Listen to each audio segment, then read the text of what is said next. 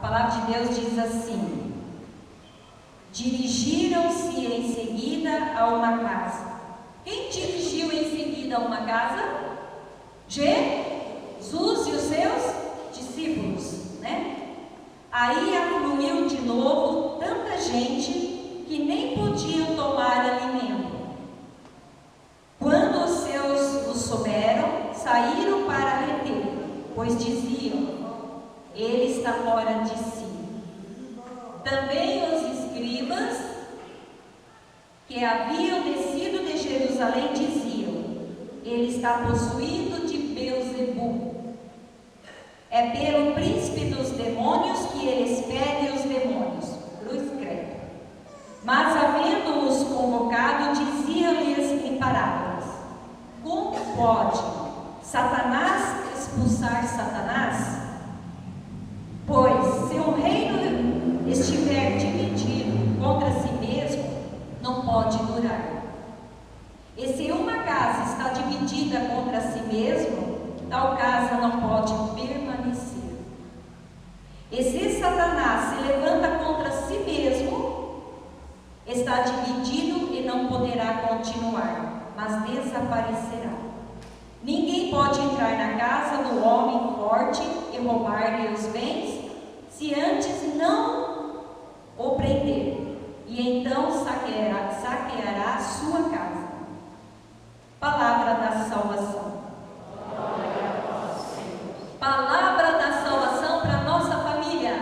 Glória a vós, Senhor. Amém. Você acha aqui que nesse episódio, nessa parábola aqui, que Jesus, se Jesus viesse aqui hoje, olha, aqui tem uma multidão, tem ou não tem? Somos uma multidão de filhos amados de Deus, discípulos do Senhor. Aqui é a casa de Deus, onde nós nos reunimos para louvar e seguir Jesus. É isso, não é? Vocês vêm aqui porque vocês seguem Jesus. Eu também estou aqui por causa dele. Se Jesus estivesse aqui de corpo e alma, expulsando um demônio de um ser, você iria acreditar que ele estaria expulsando em nome de quem? Em nome de Jesus, em nome dele mesmo, ou em nome de Deus que seja, né? Da divindade do Senhor nosso Deus, né? Dele mesmo, porque o nome que Deus deu a Jesus está acima de todos os nomes, né? Filipenses 2 fala isso. Mas os escribas e os fariseus achavam que ele estava expulsando o demônio em nome do demônio, que Beelzebul na palavra judaica significa príncipe dos demônios. Príncipe do demônio, né? Então eles achavam que estavam expulsando, expelindo, vamos dizer assim, o demônio em nome de Beelzebul. Por isso que eu falei cruz credo, né? Nunca Jesus iria fazer isso, jamais, né? E a palavra de Deus, depois ele vai explicando a parábola. Ele fala assim: como pode Satanás expulsar Satanás? Pode? Se eu sou de Deus, o meu irmão aqui é de Deus, como que eu vou expulsar Deus da vida dele? Em nome de Deus? É impossível, né? Então, Jesus deixa bem claro, como que Satanás pode expulsar Satanás? Pois se isso acontecer, o seu reino está dividido. O reino está dividido, né? Aí ele fala assim: e se uma casa está dividida contra si mesma, tal casa não pode permanecer. Esse versículo é o que mais me tocou nessa parábola. Se uma casa estiver dividida, irmão, ela não permanece em pé. Porque onde há divisão, há discórdia, não é verdade? Há discussão, há palavras feias. Não há Deus dentro daquela casa. Se permanecer na divisão, não há Deus. Na sua casa, lá onde você mora, que agora pela fé você já até viu a sua casa, os móveis, os filhos, o esposo que talvez está lá, a esposa. Lá na sua casa existe uma divisão? Ou várias divisões? Porque o inimigo, ele quer encontrar brechas, irmão. Eu quero deixar claro aqui, por mais santo que nós somos, nós temos brechas dentro do nosso coração. Por mais santa que a nossa família está em grau de santidade, ainda existe brechas para que o inimigo haja, por causa do nosso pecado. Essa brecha do pecado, ela vai existir até o último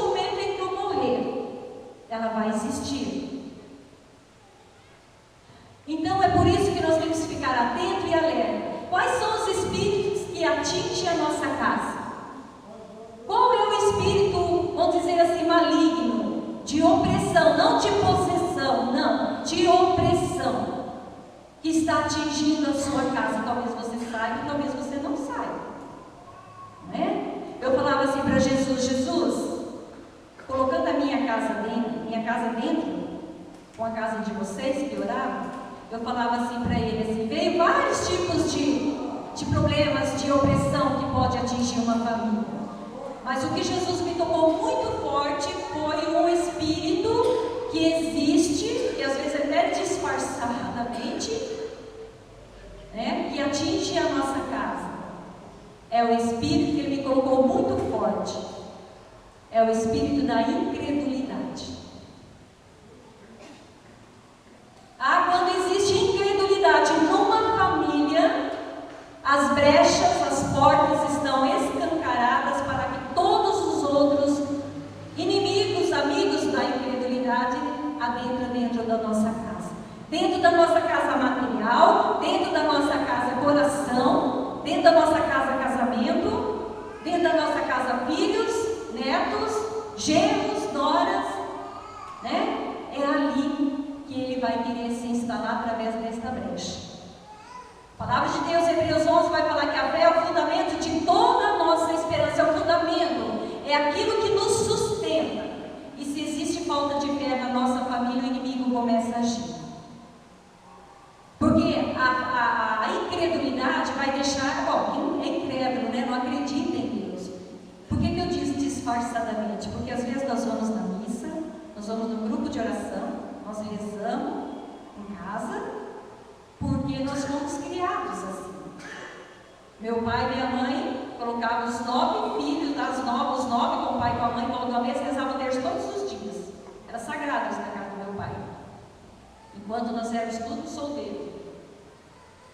E às vezes acontece isso até na sua casa. Você reza, ou o esposo reza, ou os filhos reza, vai para a missa, vai para o grupo de oração, mas não quer mudança de vida. Aí é uma diferença. Aí está o disfarce. Para os outros eu sou santo, mas para dentro da minha casa eu não sou. Não é verdade? Eu rezo, mas eu rezo daqui para fora. E a casa que Nossa Senhora e Jesus São José quer restaurar hoje é a casa do nosso coração. É ali que precisa ser mudado. E começando por você, pai, e por você, mãe. Porque nós somos o alicerce da nossa casa. É daqui que vai sair uma sociedade limpa e santa. A partir do momento que eu educo os meus filhos na fé, que eu educo meus filhos no amor, na fidelidade, né? Então eles vão crescendo, eles vão ser homens e mulheres justos, honestos, com responsabilidade. E quantos lares estão sendo destruídos pela mentira? Lá na sua casa tem alguém que mente? Esses dias estava lendo no catecismo, diz que a mentira é um pecado mortal. Aquela mentira que estraga o outro, né? Lá o catecismo fala assim, que existe a mentira que não prejudica e existe a mentira que leva à morte, que prejudica. E a nossa casa, às vezes, existe esta mentira entre marido e mulher. Vou falar o nome aqui, porque se fosse para mim falar de todas as brechas, que são mágoa, ressentimento, ódio, vingança, adultério, ou brecha larga essa, hein? Adultério, palavra de maldição. Um lar que existe essa brecha. Eu espero que aqui ninguém. Mas o lar que existe, essa brecha do adultério, da traição entre o sacramento do casamento, existe uma maldição de destruição mesmo no seu lar. Dificilmente um lar onde existe o adultério é feliz? Não é feliz. Não é. Porque ali não entra só a esposa. Não. Ali entra os filhos, entra o genro, entra a nora, é uma traição total. Não é? Para mim é a segunda brecha mais grave, a incredulidade e o adultério. O adultério que é o pecado mortal. E quantos lares estão sendo destruídos por causa deste mal?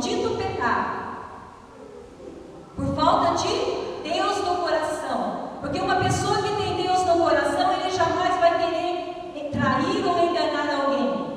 Principalmente a carne da sua carne. Principalmente seus filhos. Filhos que crescem em lares adúlteros vão se tornar o quê? Adúlteros também. Por quê? Porque eles estão olhando no espelho e estão refletindo aquilo para ele. Está sendo exemplo para eles. Dificilmente um filho que olha o pai ou a mãe se traindo, se prejudicando um ao outro, ele também vai seguir os mesmos passos. Aí vai gerando, né? Vai passando de geração em geração. Até a palavra de Deus, se eu não me engano, em Provérbio, vai falar assim que a terra onde existe muito adultério, ali é uma terra maldita. Que terreno nós somos como pai e mãe? Que terreno nós estamos preparando para os nossos filhos? Isso sem contar, meu irmão, minha irmã, com as drogas, com a rebeldia dos jovens, das crianças, com a televisão que já está ensinando um monte de coisas para nós, não é verdade? Até ontem, quando eu orava para este encontro, o Senhor colocava no meu coração assim: as nossas casas esquecem de fazer os seus altares. O altar de nossas casas, muitas vezes, é a televisão de 52 polegadas, né? O videogame, o computador. Esses são os altares de muitos lares, infelizmente. Na minha casa também não é diferente da sua. Eu e meu esposo, nós lutamos. Eu tenho dois filhos. Um já é casado e a outra é noiva. E não é fácil. Todos eles são amigos. Mas quando nós estávamos caminhando na adolescência deles, foi uma dificuldade muito grande. Muito grande. Se não fosse joelho dobrado mesmo, meu filho teria entrado no alcoolismo. No alcoolismo e no resto das coisas que existe por aí, que são brechas que vai dando brechas a outras brechas. Vai se abrindo, não é verdade? Eu tenho certeza, se eu pedir aqui, quem tem problema de alcoolismo na família, erguer a mão, com certeza bastante gente aqui ergueria. Na sua casa. Não é nos familiares não, na sua casa. Quantas vezes seu filho chegou bêbado em casa? Ou a sua filha, né? A gente conhece os filhos quando eles estão dentro de casa, mas quando eles estão lá fora a gente não conhece, é verdade? Às vezes a gente se decepciona com a carne da carne da gente, não é verdade? É terrível isso, né? Então são essas brechas que o inimigo usa nos nossos lares. Por causa que falta Deus. Uma casa dividida, ela não pode ser estabelecida nunca. Precisa entrar em união, um acordo, em diálogo. A falta de diálogo é terrível dentro de um lar. Aonde o pai fala uma coisa, a mãe fala outra, onde o filho fala outra, né? Parece que não existe um rei ali dentro de casa. Um ser que comanda, não é verdade? Quem você acha que lá na sua casa deveria ser o alicerce da sua casa? Para tampar as brechas da prostituição, da vingança, do ódio, do ressentimento, da mágoa. Isso vai trazer, né, depois depressão, angústia, aflição, ansiedade, faixa preta, remédio para isso, remédio para aquilo. Né? Quem que você acha que você deveria ser alguém lá na sua casa? Em quantos vocês são? Você sabe quantos vocês são. Quem você acha que deveria ser o chefe espiritual? Não aquele que traz o alimento material, não. Mas o chefe espiritual. Quem que você acha que deveria ser lá na sua casa? Jesus, ele é o chefe já de todos nós. Eu falo da sua casa, você é pessoa. Jesus já é o dono da nossa casa. Vou explicar melhor. Quem deveria levar essa vida espiritual para dentro da sua casa? É o pai e a mãe? Mas quem é o mais responsável?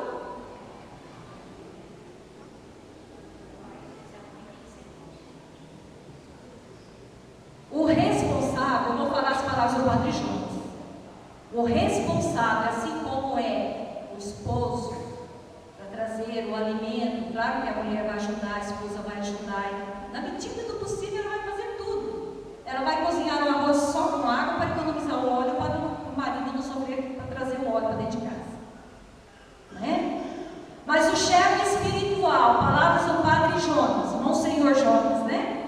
Ele diz que é o homem que tem que ser o chefe da casa, no espiritual. E se nós olharmos aqui, olha, ergue a mão, homem. Ergue a mão ali. Olha aqui. Pode olhar para trás, você homem. Olha quantos homens tem aqui. Agora abaixa a mão, ergue as mãos, mulheres. Uma só, não precisa erguer todas as duas para aumentar, não. Olha ali. É mais homem ou mais mulher? Você vai no retiro, tem mais homem ou tem mais mulher? Você vai nas missas, tem mais homem ou tem mais mulher? Se Jesus é o chefe, por que ele não é o chefe da casa? No lado espiritual. Se ele fala para a mulher, vai trabalhar, meu amorzinho, para nós comprarmos um carro melhor, vai trabalhar, meu amor, ó, os filhos já estão grandes. Mas ele não tem coragem de te chamar para rezar. Ó, meu amor, vamos rezar, porque a situação do nosso filho está terrível. Vamos rezar. Há um tempo atrás, minha filha começou a namorar um rapaz, ela tinha 15 anos, hoje ela tem 26.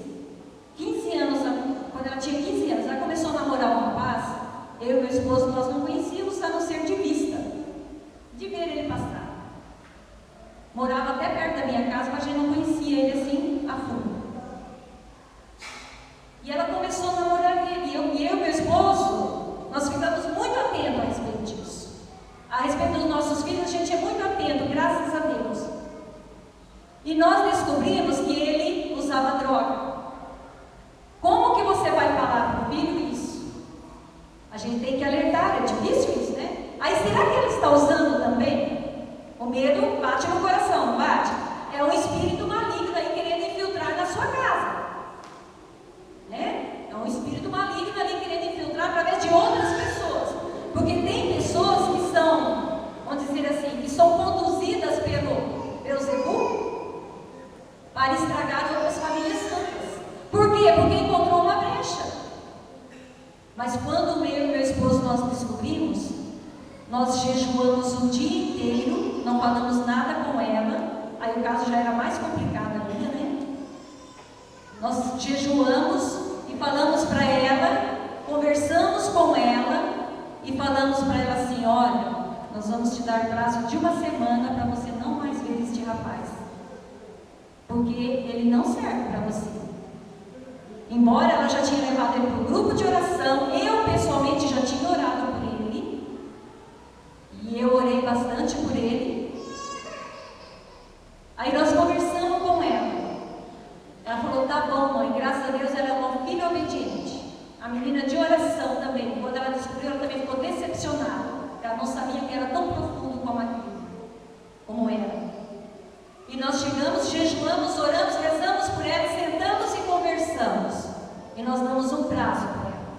Falei: filha, olha, o prazo para nós tamparmos essa brecha vai ser uma semana. Não quero mais você conversando com esse rapaz. Você pode ir lá até dar uma explicação para ele. E ela foi, graças à nossa oração. E não parou por aí não, meu irmão. Não parou não, a nossa oração é até hoje, vai ser sempre. Meu filho é casado e às vezes eu ligo para ele e falo assim: ô Gustavo, ó, eu estou 1000 quilômetros longe de você, mas está acontecendo isso no seu casamento. Ele fala: mãe, não tem jeito mesmo, hein? Por que não tem jeito, irmão?